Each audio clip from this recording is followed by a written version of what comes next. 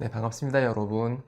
오늘은, 이번 시간은, 아, 이슬람으로 입교를 하고 싶지만, 이슬람으로 입교를 못하게 하는, 우리를 망설이게 하는 여러 가지, 어려운 사항들, 그리고 질문들, 약 7가지 질문에 관해서 제가 답변을 드리는 시간을 갖도록 하겠습니다.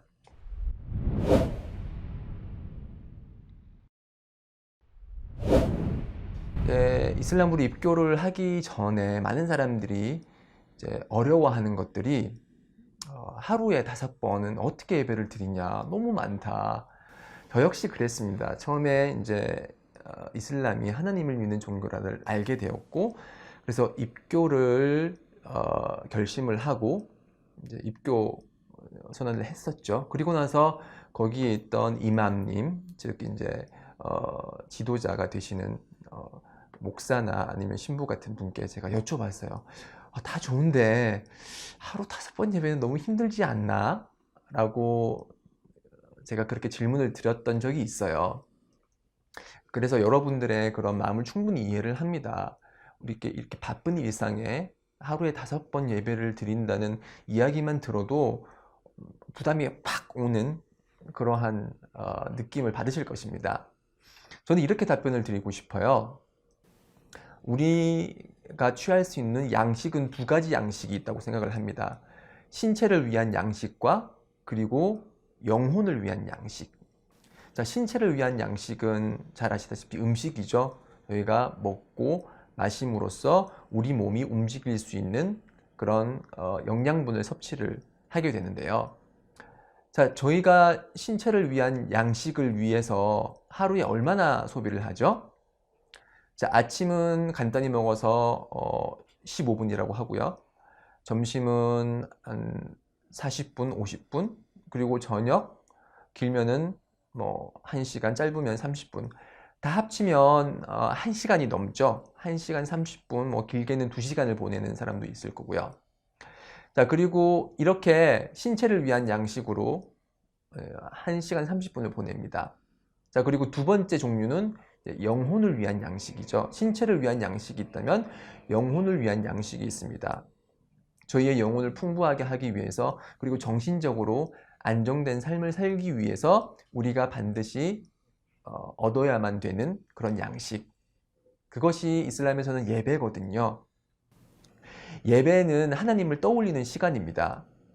그래서 하나님을 떠올리면서 지쳐있던 우리의 영혼은 양식을 얻게 되고 안정을 찾게 되고, 그래서 그러한 양식을 얻기 위해서 저희는 예배를 드리면서 하나님으로부터 다시 힘을 얻습니다. 자, 예배를 드리기 위해서는 저희가 하루에 5번 예배를 드리는데요. 한 번 예배를 드릴 때마다 약 10분 정도 걸립니다. 자, 그러면 하루 5번 예배는 얼마죠? 50분이죠. 자, 영혼을 위해서 투자하는 50분의 시간, 그리고 허기짐을 채우기 위해서 투자하는 1시간 30분의 시간. 자, 영혼과 그리고 허기짐을 채우기 위한 그런 행동들, 그 2개 중에 어느 것이 더 소중할까요? 저는 영혼에게 양식을 주기 위한 그 시간이 더 소중하다고 생각을 합니다. 그래서 밥을 먹기 위해서 1시간 30분을 쓰는 것도 중요하지만 영혼을 위해서 그렇게 배고픔을 없애기 위해 1시간 30분을 쓰는데 영혼을 위해서는 50분 정도는 투자를 못 하겠습니까? 할 수 있습니다. 저는 입교하고 나서, 대학교를 졸업하고 나서 대기업에서 근무를 했습니다. 대기업에 다닐 때도 그랬고 학생 때도 그랬고 예배 시간에 맞춰서 항상 예배를 드릴 수 있었습니다. 학생 때는 비어있는 그런 건물의 옥상 아니면 가장 높은 꼭대기층에서 예배를 드렸고, 그리고 기업에 다닐 때는 비어있는 강의실 그리고 비어있는 회의실에서 잠깐 10분 동안 예배를 드리고 다시 돌아오곤 했습니다. 같이 근무하는 이제 분들께서는 담배를 피우기 위해서 아니면은 주위 사람들과 얘기를 하기 위해서 잠시 쉬러 10분 동안 20분 동안 나가는 동안 저는 그때 예배를 드릴 수가 있었죠. 그래서 50분이라는 시간, 예배를 위해서 투자하는 시간이 그렇게 어려운 것이 절대 아닙니다. 한번 시도를 해보시면 그것이 긴 시간이 아니며, 그리고 허기짐을 위해서 우리가 밥을 먹는 그 시간보다 짧은 시간이기 때문에 우리가 얼마든지 쉽게 생활 속에서 50분의 시간을 투자해서 예배를 드릴 수 있을 거라고 생각을 합니다.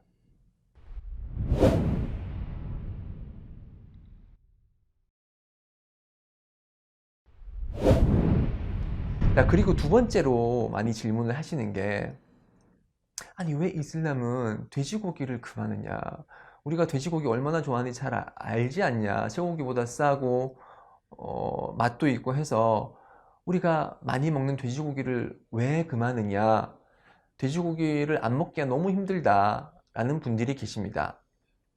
우선 잘못된 편견 하나부터 바로잡고자 합니다. 돼지고기가 한국의 고유 문화인가요? 많은 분들이 그렇게 생각하실 수 있습니다.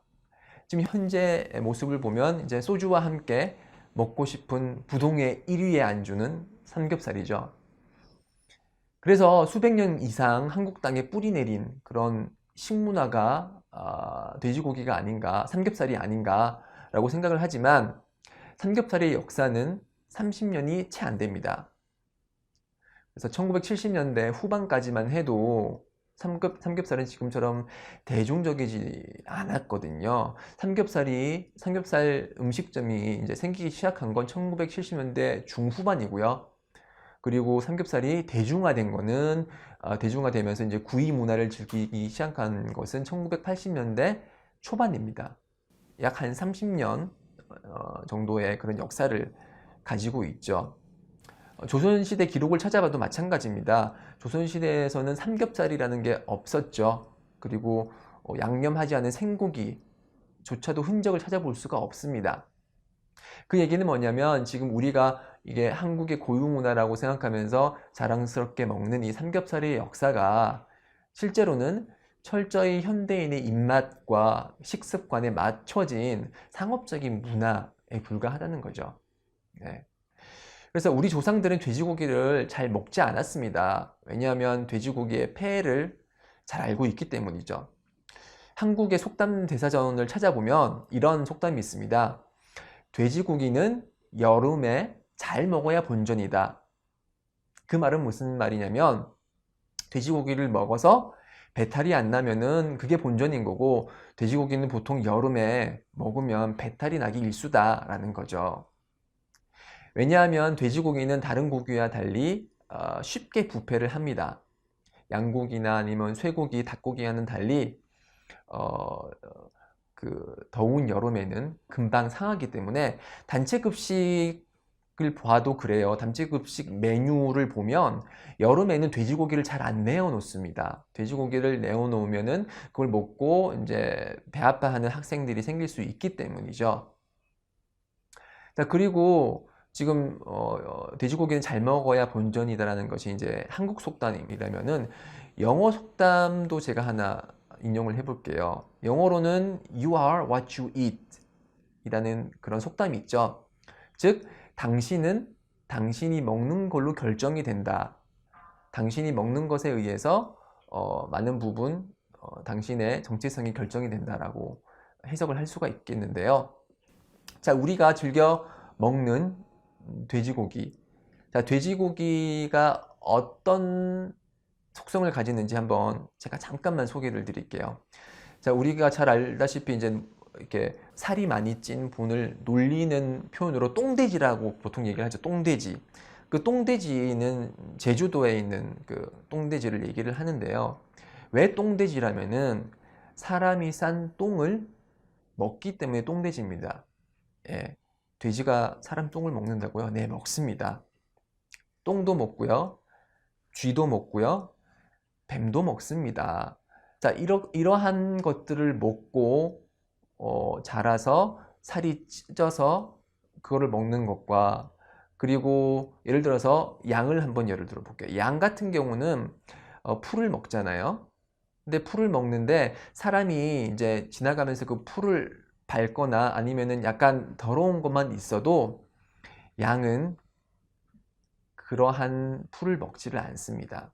자, 참 비교가 많이 되죠. 그래서 돼지는 하나님께서 먹기 위해서 창조하신 것이 아닙니다. 돼지는 뭐 노아의 방주 사건에서도 이제 많은 사람들이 인류가 타고 이제 여러 종류의 동물들이 그 방주를 탔을 때 돼지의 역할은 뭐였냐면은 그렇게 많은 사람들이 이제 방주에서 배설하는 그런 배설물을 치우기 위한 역할을 했다고 그렇게 전해지는데요. 그래서 돼지가 아닌 다른 고기들을 통해서 우리는 단백질을 섭취를 하고 영양분을 섭취를 하기 때문에 돼지고기를 저희들이 그래서 먹지 않는 것이고요. 돼지고기 말고 다른 영양 섭취분이 많이 있기 때문에 예를 들어서 달걀도 있을 테고 그렇죠? 그러니까 단백질 섭취분으로요. 달걀도 있을 테고 뭐 참치도 있을 테고 생선, 해물 그런 것들이 많이 있기 때문에 굳이 돼지를 안 먹는다고 해서 영양 부족에 걸리거나 심각한 정신적인 그런 장애를 초래하지는 않을 거라고 생각을 합니다.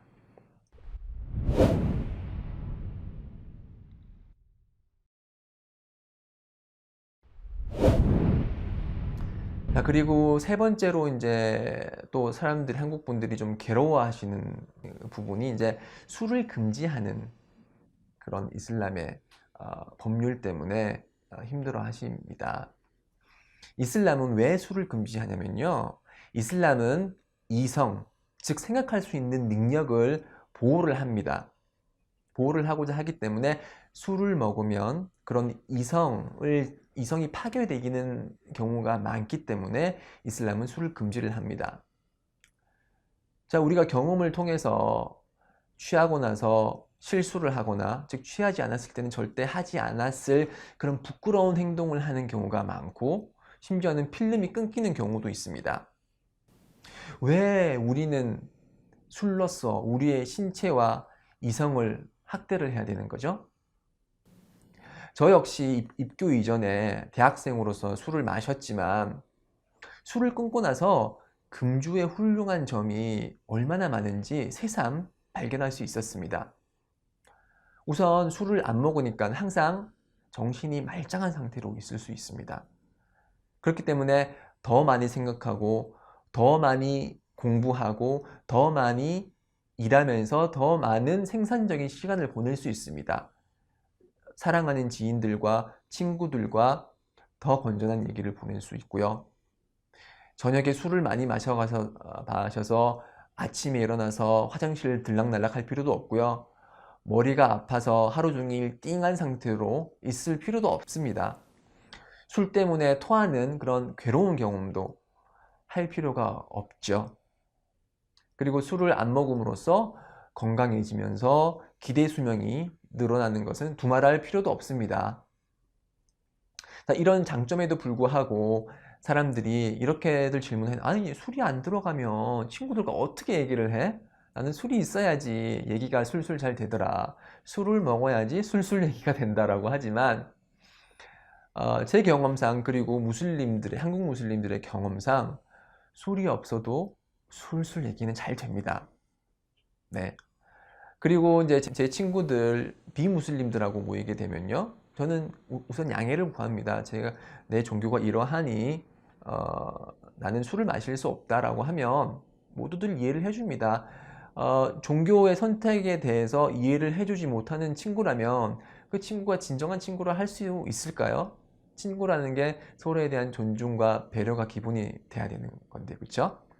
그래서 이렇게 모였을 때 술을 마시는 게 아니라 커피나 차나 그런 비알코올 음료를 마심으로써 건전한 얘기를 할 수가 있습니다. 그럼으로써 술자리를 참석을 해서 술을 마심으로써 실수로 하는 그런 일이 사라지게 되고요. 이렇게 취하지 않은 상태에서 건전한 마음으로 건전한 대화 주제로 상대방과 얘기를 할 수 있기 때문에 아주 저는 금주를 통해서 많은 부분 훌륭한 좋은 점들을 많이 발견을 했습니다. 그래서 굳이 종교를 믿지 않더라도 술에서 탈출하십시오. 건강한 신체와 건강한 정신을 얻을 수 있으려면 금주는 필수라고 생각을 합니다.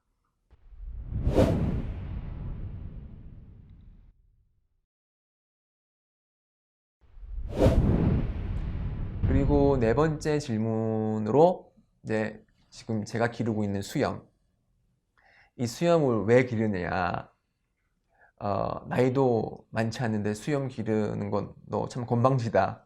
이렇게 말하는 나이 드신 분도 계시고요. 아니, 수염 길어보면 너 아랍 사람이냐? 이렇게 반문하시는 분들도 계신데, 한국인이 수염을 깎기 시작한 것은 실제적으로 얼마 되지 않습니다.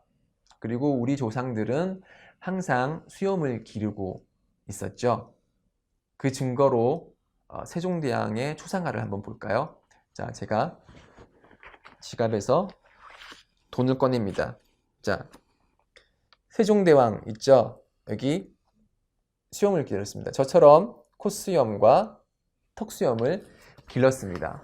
저 역시 콧수염과 턱수염을 길렀죠. 자, 그런데 이렇게 수염을 기르던 우리 조상들의 관습이 언제부터 사라졌을까요? 그것은 일본의 식민지 시대 때 1895년에 내려진 단발령 때문입니다.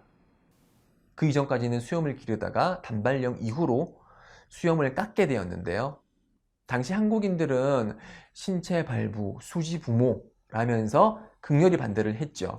그렇지만 식민지 지배를 받는 그런 서러움을 참으면서 수염을 깎을 수밖에 없었습니다. 그래서 제가 이렇게 수염을 기르는 게 어찌 보면 일제의 잔재로부터 벗어난 진정한 한국인의 모습이 아닐까라고 생각을 할 수가 있겠죠.